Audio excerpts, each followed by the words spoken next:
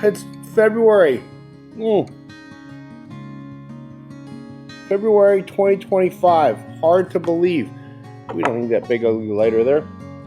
So, man, I'm sorry. I haven't done any videos. I haven't done anything for most of this year. 2024 was kind of brutal. And some of the things we were dealing with in 2024 as the entire bourbon world collapsed, carried over into 2025. And I was exhausted. But we made it through the other side. I don't think a lot of brands are going to make it.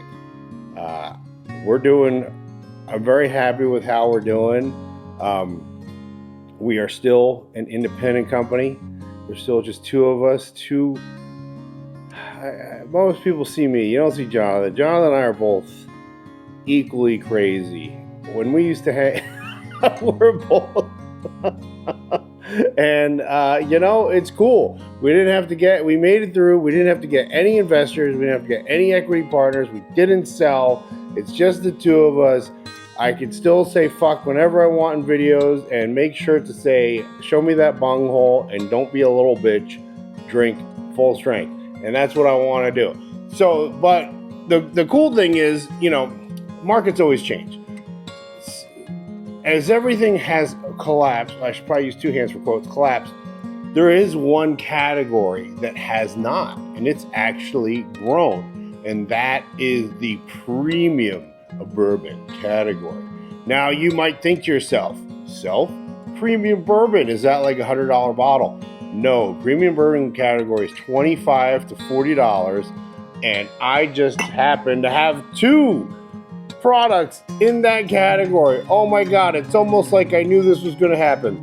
I've got the straight bourbon, 92.5 proof for under 30, and Desert Colt replacing Uncut the Younger. Thankfully, I realized my mistake with that name.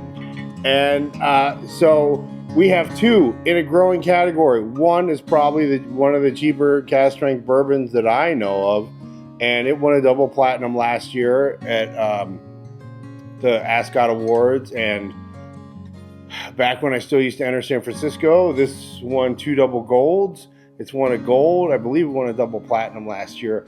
But they're both exceptional. I would say for seasoned bourbon drinkers, the Desert Colt, maybe. I don't know. All I know is like everybody loves the straight bourbon. And I feel bad for people that join bourbon groups because I see the worst advice in bourbon groups. I see people who are new to bourbon and I don't like using examples. I'll give you an example of a cigar advice. Someone was new to cigars and someone told them they should buy like an Olivia V Maduro. I'm like, are you trying to kill that guy? He doesn't smoke cigars. He's going to puke his guts out. That's one of the most high nicotine cigars there is. That's not what you tell someone new into cigars. And so you have all these people giving bad bourbon advice. And some of the bad bourbon advice I see is where I can talk about it because it's me. So everyone says, oh, you should everything's good except for the straight bourbon. Well, I'm here to tell you, in my personal experience, behind a table, which I do all the time, I'm always behind a table. Every time I travel, I show up for bottle signings. I do cigar events that are not bourbon specific. I do whiskey events that are not bourbon specific. And I can tell you unquestionably, the straight bourbon is the crowd favorite. That is the one that everyone loves. That is the bourbon I can give to almost anyone except for like a really seasoned bourbon drinker who wants something bigger and more complex, and they're going to like that. The other side of the coin is only seasoned bourbon drinkers are going to like Uncut Unfiltered. It has too much oak. If I give that to someone new, the oak is going to be a harshness that's perceived as ethanol burn, and they're not going to like it, and they're going to say it's too hot. And it's not hot, it's oak. And the difference between a general consumer and someone who put bourbon in their Instagram handle and they don't know anything is they perceive oak as youth because they don't understand the difference between tannins and youth. But that's a different story. That's not what we're talking about today. We're talking about straight and we're talking about Desert Colt. So these are now the face of the brand basically because these do more than anything else. So the straight, oh, what's this? It's a custom bottle for Straight. So Straight this month is going to come out in this custom bottle. I don't know how well you can see it, but the guns are blown into the glass. It has the Desert Sage in the glass, and then Bourbon random up here on the back. It's got the state of Nevada. This is not made in Italy, and no, there's no wax. I see people say, "Is there any wax?" No. This has to be around the sub $30 price point. As soon as you start doing something like we don't put wax on, okay? A big machine does it at the bottling place. Anytime someone else is touching your bottle where you're not just getting glass and putting a label on it, the cost goes up exponentially. The other thing is these aren't made in Italy, so I had to redesign everything so that anybody could do it. So that's why I made it like bigger and chunkier, and so the guns are big, the sage is big. It doesn't have any of the fine detail as the Italian glass. That way we could shop around my design and figure out who could do it. And the options are a lot broader for something like this. The other difference is the pattern doesn't run across the seam of the mold. Only the Italians can do that. Everyone else, you need it's like 6.5 millimeter separation on either side, so 13 millimeters total. You have this blank space, and these ended up being made in Taiwan. I'm very happy with how they turned out. They look amazing, and ironically, it's cheap. We do so much volume now, it's cheaper to get custom glass than it is to get a stock bottle for us. And so it all just kind of worked out. As a matter of fact, the tail, like Desert Colt, getting it to the price where I got it, and we dropped all our FOBs to distributors about a year ago. That was in preparation for this glass because the margins weren't quite where they need to be with the custom glass, but I wanted to get that price established sooner rather than later because I saw the market changing, and I knew when the custom glass would come out, everything would be cool. And we don't have any investors or equity partners or anybody doing anything. And so we can do what we want. We can be like, you know what, we have a vision. Our vision is this is where the market's going, and we're going to do this custom glass, and then it'll all make sense. And if our profits kind of suck for a little bit, it doesn't matter because we have no one to answer to. And that's pretty cool. So, and then, oh, what about Desert Colt? Hello. Oh, yeah, Desert Colt gets its own bottle too. Bam, Desert Colt. Oh, I love this bottle. I love both of them. I think they both kind of fit the personality. This is our #1 seller, widest audience, very soft. It's got this like beautiful label. It's kind of like gentle and soft and still kind of pretty. And this one's like just bold. And Desert Colt, baby.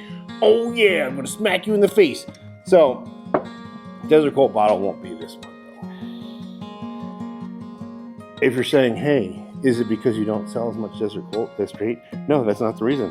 Would you like to know the reason? I'm going to tell you the reason anyhow. The reason is, well, because we fucked up. That's the reason.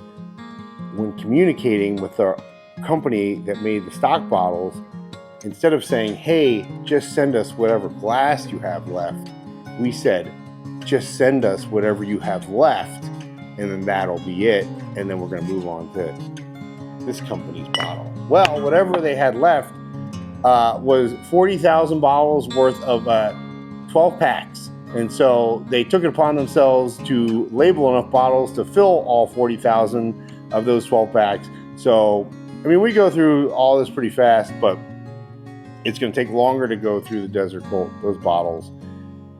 And so kind of, I had a plan, I had a strategy. It was all like perfect. Everything with timing was going to be perfect.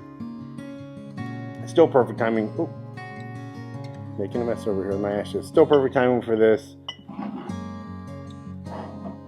Timing's okay for that. It's a little off, but whatever. So yeah, you know, that's just so, because that's where the market is. And fortunately, we're prepared. And it's just, it's easy. The straight bourbon's an easy sell, and that was why I changed Uncut the Younger to Desert Colt, because it needed to be an easy sell as well. There was hurdles with the name. and I wanted to get it under 40, and we did that. And now, right? So now it's a family. Hello, we're all look alike. All the labels line up, all the dimensions are the same, everything's the same. I'm very excited. That's what's going on around here. Thank you everyone for supporting the brand. I will always be committed to giving you a good value. That has always been our goal, is to give people a good value. Bourbon does not have to be expensive to be good. It's not scotch. You can age it very quickly here. And as a matter of fact, I say this all the time. The number one mistake general consumers getting into bourbon make, I made a rhyme, mistake and make, is they say, what's your oldest? What's your most expensive? And you're not going to like that, because for bourbon, what you pay for is age, and you're introducing oak and depth and complexity and tannins, versus something like scotch, which is aged in a used barrel and an environment where it's pretty much the same temperature all year round. And it's a used barrel. It's not going to age as fast. So you need a lot of time to get rid of the grain youth characteristics. Bourbon is not the case. 4 years, high floor, you can do it pretty quickly, and especially through blending, which is something that I do. I like to blend bourbon, different warehouse locations to create a specific flavor profile. And if you use 4-year, it's not bad as long as it's affordable. There's all these beautiful flavor characteristics to a 4-year if you're pulling them from the right locations of the right warehouses and you know how to blend them. You just need to have the advantage of it being affordable. And you absolutely, when you do it right, you have a significantly wider audience, flavor profile wise, not just price point wise, than something that has oak and tannins and those things in it. So that's what's going on around here. I'm very excited. We start using the straight bottles this month, and Desert Colt, a few months, see how it goes. It depends. Sometimes Desert Colt, there's months where it's just Desert Colt, Desert Colt, Desert Colt, Desert Colt. That's all I'm blending, and then we just burn through bottles so fast. So we'll see what happens. And also, there's a lot of exciting stuff happening this year. Obviously, the stuff I can talk about is we're finally getting to our new space. There's other stuff I can't talk about quite yet. But I don't talk about stuff. We're like a nuclear sub, just moving along in the depths while everybody's doing flashy stuff and trying to generate hype. We just silently move to our destination and then unleash a nuclear barrage. My cigar's out. I couldn't even do a dramatic puff for that. But thank you, everyone. It's been an incredible journey. I'm still having a good time. We made it through the hardest year, and it's trial by fire. Just everything's cool. It's a good feeling. It's been such a scramble for so long, and I just finally feel like we're in a groove. And even if we do what we're doing now, it'd be cool. Everything's cool. In my opinion, the best fan base by far. Every time I do an event and the fans are there, it's just the most solid, regular people. And I go to some other bourbon events and everyone is such an insufferable. Thank you, everyone who's a fan, for being awesome. It's a sense of pride for me that I have a badass fan base.